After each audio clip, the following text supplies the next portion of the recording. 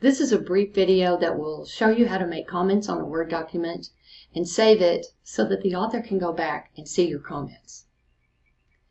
I go to the thread on the forum. Then here is the author's attached Word document. Click on that. I get a screen that's asking me to save it. I want to click on that because that will download it. Click on the download, which is in the bottom left-hand corner. Okay.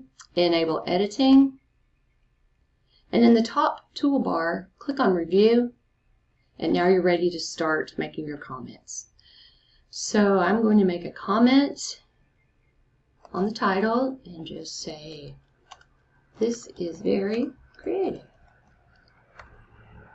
When you click somewhere else in the document, you can keep going and the comment, you can see your comment, it's there for you. Now, when you're ready to go back to the discussion board and let the author know that you finished reviewing the essay, click on File, Save As, and you want to make a new version of this. You can either, let's just say, copy of Robinson, Seeing is Believing. Or you could put copy at the end, just so copy is in there somewhere in this new title on this new version. Hit save. Now you're ready to go back to the discussion board. Okay, I'm ready to reply to the author. Okay, and I'll just say something like, "I finished reviewing your essay." Okay, now you want to attach that version, the new version, or that copy that you just made. So you need to find it on your computer.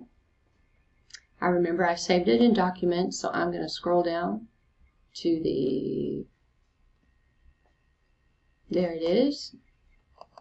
Click on that, and it will attach it for me. And click on Submit. Okay. And then you want to be sure and go back, but let's go back and check it. We click on the document, save it again, click, and there are the comments right there. Okay, so it all looks good.